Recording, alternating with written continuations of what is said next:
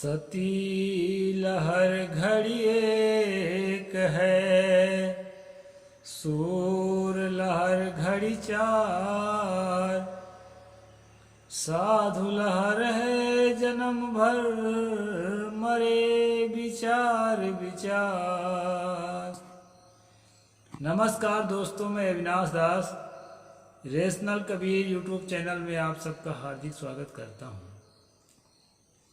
साथियों, यदि आप इस चैनल को सब्सक्राइब नहीं किए हैं तो सब्सक्राइब जरूर करें, शेयर करके अपने सभी ग्रुपों में सभी मित्रों तक पहुंचाएं, बेल आइकन को प्रेस करें, ऑल नोटिफिकेशन ऑन करें और मुझे कमेंट जरूर लिखें, लाइक भी करें। साथियों, मैंने एक सतगुरु कबीर साहब की साखी बोली है। साखी का मैं संक्षेप में अर्थ करता हूँ, फिर जो है आज के सब्जेक्ट पर मनुस्मृति में चलते हैं। मैंने शुरू में कहा, सती लहर घड़ी एक है, सूर लहर घड़ी चार। साधु लहर है जन्म भर, मरे विचार विचार। साथियों, आपको मालूम होना चाहिए कि विलियम बेंटिंक और राजा राम मोहन राय के प्रयासों से ब्रिटिश सरकार में कानून बनाया गया। तब से अब तक किसी भी महिला का पति मर जाता है तो उसके साथ उसको चिता में नहीं जलाया जाता। उसके पहले दोस्तों पकड़कर चिता में डाल दिया जाता था, जलती चिता में, और तड़प तड़प करके मर जाती थी। और जो है कोई कोई तो अपने मन से भी कूद जाती थी, क्योंकि आखिर पकड़ के तो डालेंगे ही। और जिंदा रहना भी विधवा के लिए बहुत मुश्किल का जीवन होता था। आज भी अशुभ माना जाता है। आपने देखा ना, आदिवासी जाति होने के कारण, महिला होने के कारण और विधवा होने के कारण अभी नए संसद भवन के उद्घाटन में महामहिम राष्ट्रपति माताजी को, द्रौपदी मुर्मू जी को वहाँ नहीं बुलाया गया। दोस्तों, आपने अभी पिछले महीने में देखा पन्ना में जीतेश्वरी जी को, जो राजघराने की राजरानी है, जुगल किशोर मंदिर में से घसीट घसीट कर बाहर कर दिया गया, क्योंकि वो विधवा है, महिला है, जबकि राजरानी है, कोई ST/SC नहीं है। दोस्तों, महिलाओं का जीवन वैसे भी अपमान से भरा हुआ और दुखों से भरा हुआ और अवहेलना से भरा हुआ, यातनाओं से, पीड़ाओं से भरा हुआ होता है। ऐसे जीवन को जीने के बजाय आग में कूद करके मर जाना ही ठीक है, ऐसा भी महिलाएं सोचती थी। तो विधवाओं के साथ जो दुर्व्यवहार होता चला आया है, आज भी खत्म नहीं हुआ है, वो नहीं होना चाहिए, उसके होना अच्छा नहीं है। सतगुरु कबीर साहब ने यहाँ पर सती का नाम लिया है कि चिता में जल करके कूदने वाली जो महिला होती है, उसका जो जोश होता है वो कुछ ही मिनट के लिए नहीं, एक घड़ी एक घंटा के लिए ही होता है। डर हो, जोश हो, तड़प हो, जो भी हो, घंटा भर में जल भर के खत्म हो जाता है। दोस्तों, ये भयंकर, कहना चाहिए कि दर्दनाक स्थिति है। और कहते हैं, सूर लहर घड़ी चार। जो सूरमा होता है, जो सिपाही होता है, जो देश की रक्षा के लिए बॉर्डर पर खड़ा होता है, जो लड़ाई लड़ता है, उसकी भी लहर 4 घंटे के अंदर की होती है। वारा न्यारा हो जाता है, एक तो मर जाता है, एक तो विजय श्री हासिल कर लेता है। लेकिन दोस्तों, साधु महात्मा की जो लहर है वो जीवन भर के लिए है। उनका लहर क्या है? विचार विचार का लहर है। अपने अंदर के कलमश कसायों को, अपने अंदर के दोषों को, अपने अंदर के विकारों को निरंतर जो है वो सामना करता है उनसे, निरंतर उनको ख़त्म करता रहता है, फिर नए नए पैदा होते रहते हैं, फिर उनको ख़त्म करता रहता है। इस तरह दोस्तों साधक का पूरा जीवन लग जाता है अपने आप को निर्मल बनाने में। और आम आदमी से तो वो पहला दिन से ही निर्मल होने लगता है। ऐसा मत सोचिए कि जीवन भर जब इसी में लगे रहना है तो ये तो व्यर्थ की चीज़ है। व्यर्थ की चीज़ नहीं है दोस्तों। आम आदमी से वो उसी दिन श्रेष्ठ हो जाता है, पवित्र हो जाता है, जिस दिन ग्रह त्याग करके साधना का तप शपथ खाता है। इसीलिए जिस दिन से वो सफ़ेद कपड़ा धारण करता है हमारे कबीर पंथ में, उसी दिन से छोटे बड़े सब उसकी पूजा करने लगते हैं। इस प्रकार दोस्तों साधु की जो लहर है, पवित्रता की लहर, अपवित्रता को मिटाने की और पवित्रता को जीवन में स्थापित करने की और अपने जीवन के आँच में तपा करके समाज को पवित्र बनाने की। साधु के जीवन के आँच से तप करके साधु अपने जो है पवित्र भावना की आँच में तपता है और जो है उसके आँच में, उस साधु के आँच में तप करके समाज जो है पवित्र होता है, अपने मन को पवित्र करता है। हिंसा से, हत्या से, काम क्रोध से, तमाम तरह की वासनाओं से आदमी अपने आप को निकाल करके और निर्मल करने का प्रयास करता है संतों की प्रेरणा से, और जो है मोक्ष का, निर्वाण का अभ्यास करता है, सहज अवस्था में पहुँचने का अभ्यास करता है संतों की प्रेरणा से। इसलिए सद्गुरु ने कहा साधु लहर है जन्म भर मरे विचार विचार। इस प्रकार दोस्तों इस साखी का अर्थ है। अब हम आप चलते हैं आज के प्रसंग में। आज जो है मनु जी ये बताने का प्रयास कर रहे हैं, एक कहानी बता दूं दोस्तों। कहानी क्या है आप जानते हैं कि राम जी जब लंका विजय कर चुके थे, लंका विजय करने के बाद सीता को सामने बुलाया गया और वो सामने आई तो राम ने कहा, ए सीते भूल में मत रहना कि मैं तुम्हें प्राप्त करने के लिए युद्ध लड़ा। मैं अपने कुल के मर्यादा को, अपने कुल के ईगो को, अपने कुल के गर्व को जो है सुरक्षित रखने के लिए युद्ध किया हूँ, यानी अपने स्वाभिमान के लिए युद्ध किया हूँ। तुम तो सिर्फ उसी तरह से हो मेरे लिए। आजकल जिस प्रकार घी को कुत्ता चाट देता है तो वो घी जो है ना आदमी के काबिल नहीं रह जाता है, इसी प्रकार तुम जो है राक्षस रावण के बाहों में लिपट करके जीवन जी कर आ रही हो, यानी भोग विलास करके जीवन जी कर आ रही हो। इसलिए तुम बिल्कुल भी मेरे काबिल नहीं हो। तुम्हारा जी करे तो लक्ष्मण को अपना लो, तुम्हारा जी करे तो भरत को अपना लो, तुम्हारा जी करे तो राक्षस राज विभीषण को अपना लो, तुम्हारा जी करे तो वानर राज सुग्रीव को अपना लो, लेकिन मैं तुम्हें किसी भी कीमत पर नहीं अपना सकता। इस प्रकार दोस्तों कठोर वचन कह करके सीता का दिल दुखाने लगते हैं।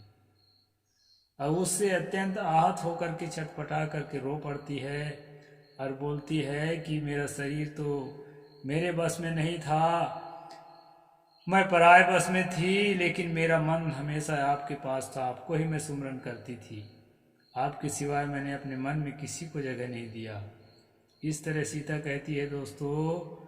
वाल्मीकि रामायण में इसका बहुत ही करुण चित्रण है। तो इसके बाद क्या होता है कि जो है तुम सचमुच उसके साथ शारीरिक संबंध नहीं जोड़े हो, इसका क्या प्रमाण है? तो प्रमाण को प्रमाणित करने के लिए कहानी में लिखा है दोस्तों कि उसको जलती हुई चिता में डाल दिया गया, सीता को जिंदा जला दिया गया। लेकिन कहानी तो ये कहती है कि वो जली नहीं, वो जिंदा निकल कर चली आई, क्योंकि उसमें कोई गलती नहीं थी और रावण में भी गलती नहीं थी, क्योंकि वो अपने बहन के नाक काटने के जो प्रतिशोध में हरण किया था, उसको किसी भी प्रकार से उसको अपने शारीरिक संबंध उसके साथ पत्नी की तरह जोड़ने का कोई मंशा नहीं रही उसके अंदर, तो वो जो है अलग थलग सीता जी को रखा था। तो आग में जब उसको डाल दिया गया तो आग से जो है स्वर्ण की तरह उसके शरीर जो है, चमकदार शरीर, एकदम सुरक्षित ठंडा बर्फ के समान, उसको आग का कोई प्रभाव नहीं पड़ा। इस तरह से कहानी राम कथा में है दोस्तों। तो ये कहानी राम कथा लिखने वाले को एक कहानी के लिए ऊर्जा कहाँ से मिली, उसकी आज हम खोज करने के लिए निकले हैं। राम कथा लिखने वाले जो ऊर्जा जहाँ से पाया है उसी की आज हम खोज कर रहे हैं दोस्तों। कल हम लोगों ने पढ़ा था कि जो है गवाह के संबंध में पढ़ा था कि किस किस तरह से गवाह लिया जाता है, और उसी को थोड़ा और आगे बढ़ाएंगे। इसके बाद फिर ये आखिरी वाला अग्नि वाला प्रसंग आएगा। महर्षि भीष्च देवस्य कार्या सप्ताह कृता वशिष्ठापि सप्तम सेपे पैजमने नृपे। महर्षि और देवताओं ने भी कार्य के निर्णयात शपथ खाई थी। वशिष्ठ ने भी पिजवन राजा के पुत्र के सामने शपथ खाई थी। यानी कसम खाने का हमारा पुराना जो है रिवाज है, कह रहे हैं मनु जी, पुरानी परंपरा है। कसम खा करके भी गवाही की पुष्टि की जाती है। ना वृथा सप्तम कुर्या स्वल्पे अप्यर्थे नरो बुधा वृथा ही सप्तम कुर्वन्येत्य चेहना नश्यति। बुद्धिमान मनुष्य को थोड़ी सी बात के लिए व्यर्थ शपथ नहीं करना चाहिए, क्योंकि वृथा शपथ करने वाले यही लोग परलोक दोनों बिगाड़ते हैं। व्यर्थ के कसम खाने वाले को जैसा वो कसम खाता है उसका परिणाम आता है, ऐसा यहाँ मनु जी कह रहे हैं। इसलिए व्यर्थ की कसम मत खाओ, जो सच है उसी के लिए कसम खाओ, ये बता रहे हैं। कामिनीषु विहायेषु गवां भक्षे तथेन्दने ब्राह्मण व्युपत्तो च शपथे नास्ति पातकम। स्त्रियों के साथ विवाह की बातचीत में, गौओं के लिए घास भूसा लेने में, होम के लिए लकड़ी लाने में और ब्राह्मणों पर विपत्ति आने पर करे तो उसका पाप नहीं होता। कुछ ऐसे जगह होते हैं जहाँ झूठी गवाही देने से भी पाप नहीं लगता है, उसकी बात यहाँ पर मनु जी हमें बता रहे हैं। सत्येन सावेद्युयम क्षत्रियम वाहनायुधै गोबीज कांचनय वर्षम सूर्य शूद्रम सर्वस्तु पातकैः। ये जो है एक श्लोक में और पहले ये बात आ चुकी है, लेकिन यहाँ रिपीट कर रहे हैं तो एक बार और बता देता हूँ। वैसे इस किताब में एक ही बात को कई जगह रिपीट किया है।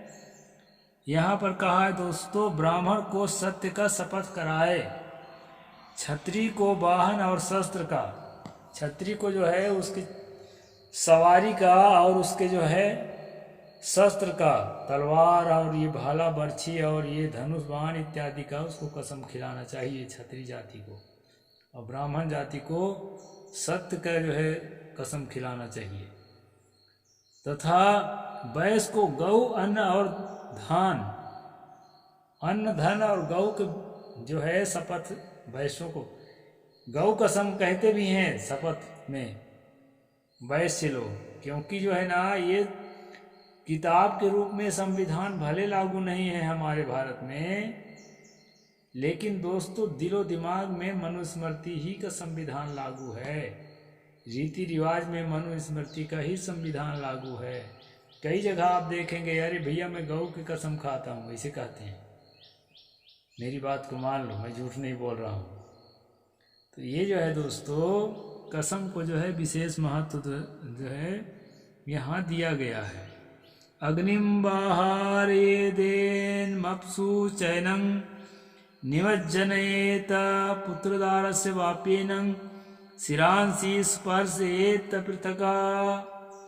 अथवा उससे अग्नि की परीक्षा शास्त्रोक्त विधि से करावें, या पानी में गोता लगवावें, या बेटे और स्त्री के मस्तक पर अलग अलग हाथ रखवाएं।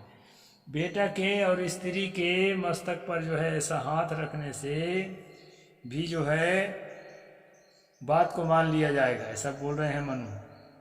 बेटा की कसम खाता हूँ, मैं अपनी पत्नी की कसम खाता हूँ। कई लोग सिर पर हाथ रखते हैं अभी भी, ये रिवाज है। यानी मनु का विधान जो है घर घर में है दोस्तों, संविधान में भले नहीं है, ये चीज़ अभी भी है। और देहात में कहते हैं ना, सब्बल को गर्म करो और जो है जैसे गाय के स्तन को दुहते हैं ना, वैसे दुहवाओ। अगर इसका हाथ नहीं जलेगा तब मानेंगे। हालांकि ऐसा कराते नहीं हैं, ऐसा डर दिखाते हैं, लेकिन मनु ने इन सब बातों को सही बताया है।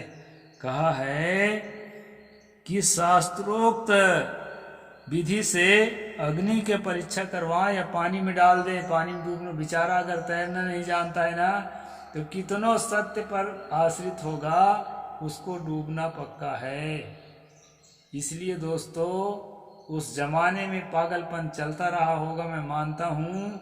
अगर आदमी चोरी नहीं किया है, बदमाशी नहीं किया है, उसका जल का परीक्षा ले रहे हो, तैरना नहीं आता है, उसको पानी में डालोगे मर जाएगा, और पक्का सबको विश्वास हो जाएगा कि यही चोरी किया था, तभी तो मरा, नहीं तो कहाँ मरता। इसी तरह आग में डाल करके कहते हैं कि परीक्षा करके देखो, आग में डाल दो और वो जलना नहीं चाहिए, तब तो वो चोरी नहीं किया है, बदमाशी नहीं किया है, रिश्वत नहीं खाया है, या कोई पाप नहीं किया है। अगर वो जल जाता है तो जान लो कि पाप वही ने किया था। ये इसको अग्नि परीक्षा का विधि दिया है दोस्तों। इसमें क्या कहा है और आगे और बता देता हूँ। वत्सस्याह्यविशस्तस्या पुरा भ्राता यैवीयसा नाग निर्धारोमापि सत्येन जगता स्पसा। इस श्लोक नंबर 116 है, 8वां अध्याय का ध्यान में रखना है। पूर्व काल में छोटे भाई से अभिशाप लगाए जाने पर तुम ब्राह्मण नहीं हो, शूद्र से उत्पन्न हुए हो। वत्स ऋषि ने अग्नि में प्रवेश किया, यानी छोटा भाई जो है अपने बड़े भाई को कहा तुम ब्राह्मण नहीं हो, तुम शूद्र हो। मतलब माँ के साथ शूद्र का संबंध हो गया था, उससे तुम पैदा हुए हो, ऐसा जो है अभियोग लगाया। तो बड़े भाई जो है क्या काम किया कि अपने को ब्राह्मण और सत्य साबित करने के लिए जलती आग में कूद गया, और वो जला ही नहीं, सोने की तरह उसके शरीर जो है ना एकदम लखने लगा। ऐसे टाइप के जो है इसमें बताया है। संसार के शुभाशुभ कर्म का परीक्षक अग्नि ने सत्य के कारण उनका एक रोम भी नहीं जलाया। वत्स ऋषि का एक रोम भी नहीं जलाया अग्नि। इस प्रकार से मनु जी कह रहे हैं कि आग में डाल करके भी अपराधी का परीक्षा लिया जा सकता है। यदि वो नहीं जला आग में तो समझ लो कि अपराधी नहीं है। लेकिन दोस्तों कितना भी सदाचारी होगा, कितना भी सज्जन होगा, कितना भी ईमानदार होगा, कभी घूस नहीं लिया होगा, कभी चोरी नहीं किया होगा, कभी झूठ नहीं बोला होगा, ऐसे आदमी को भी अगर आग में डालेंगे तो आग में उसका जलना तय है। इसलिए ये परीक्षा आज के वैज्ञानिक युग में किसी भी कीमत पर सही नहीं मानी जा सकती है। और इसी से प्रेरित होकर के जो राम कथा में राम ने अपनी पत्नी को आग में झोंक दिया, ऐसा बताया जाता है, लेकिन वो जली नहीं। हालांकि वो कहानी है, ऐसा कोई नहीं होता दोस्तों। सत्यवादी हो चाहे असत्यवादी हो, ऐसा होता तो जिसके नाम से सती प्रथा चालू हुई है ना, शिव जी की पत्नी, पहली पत्नी का नाम सती था। वो कोई भी गलत नहीं करी थी ना, गलत सोची नहीं थी, फिर भी जब वो चिता जलाकर जली ना तो जलकर मर गई थी। नहीं तो कहाँ मरती, हो तो जिंदा रह जाती ना। उसी के नाम से सती प्रथा की शुरुआत माना जाता है, उसका नाम ही सती रहा है। उसी के नाम से फिर जो भी जल के मरती उसको सती कहने लगे। तो जो पहली बार जल के मरी वो तो मर गई, सत्य में स्थिर होने के बावजूद भी, तो दोबारा वाला क्यों नहीं मरेगी? अभी भी जलाओगे तो मर जाएगी। इसलिए ऐसी जो है चेष्टा कोई मत करना। ये जो है मैं बताता हूँ, ये धर्म जो है ना एक अफीम का गोला है, और भयंकर नशा है इसमें। लिखता है एकदम 100% सच है, इसमें झूठ नाम की कोई चीज नहीं है। जो लोग ऐसा कहते हैं वो ब्राह्मण होए और चाहे SC ST का हो, जो भी ऐसा कहता है वो मूर्ख है। ऐसा भूल करके नहीं ना करे, मैं कभी नहीं कहूँगा कि ऐसा करे, नहीं तो बचेगा नहीं, वो मर ही जाएगा। आग में डालने से कोई भी जिंदा नहीं रह सकता है। हाँ, कुछ जादूगर लोग थोड़ा आग में कूदते हैं ना, तो उसके पीछे कुछ केमिकल्स लगे होते हैं उनके हाथ पाँव में, और कुछ कला होती है, उसके कारण वो बच जाते हैं। उसमें ये मत सोचो कि आग उसको क्षमा कर देती है। जैसे कालबेलिया जाती है ना उधर राजस्थान में, वो कहते हैं सांप हमारे पूर्वजों के पूज्य है, इसलिए हमको सांप नहीं काटता। दरअसल वो सपेरा जाति के लोग हैं, उसका भेद जानते हैं सांप का, उसका विष निकालना भी जानते हैं, इसलिए वो ऐसा बहाना करते हैं। दोस्तों, एक मैं आंखों देखी घटना बताता हूँ। सपेरा कालबेलिया जाति का ही था, बेलगाना में जीवन भर सांप पकड़ता, उसका जीवन कटा था, और सांप के काटने से ही आखिर वो मरा। तो विष सबको लगता है, उसी प्रकार जो है आग में सब कोई जलते हैं। ऐसी परीक्षा किसी की भी मत करना। जो भी मनु के समर्थक हैं, मजिस्ट्रेट हैं, जज हैं, चीफ जस्टिस हैं, या कोई भी हैं, या कोई वकील हैं, वो लोग जो हैं इन बातों पर विचार करें। बाबा साहेब का परम पवित्र जो भारतीय संविधान है ना, उसमें इस प्रकार की कोई परीक्षा लेने की बात नहीं कही गई है, बल्कि गहराई से इन्वेस्टिगेशन करके और अपराध के वास्तविकता को जानने का प्रयास किया गया है। तो आज इतना ही कहूँगा दोस्तों। साहेब बंदगी, जय जोहार, जय भीम, जय संविधान, जय भारत।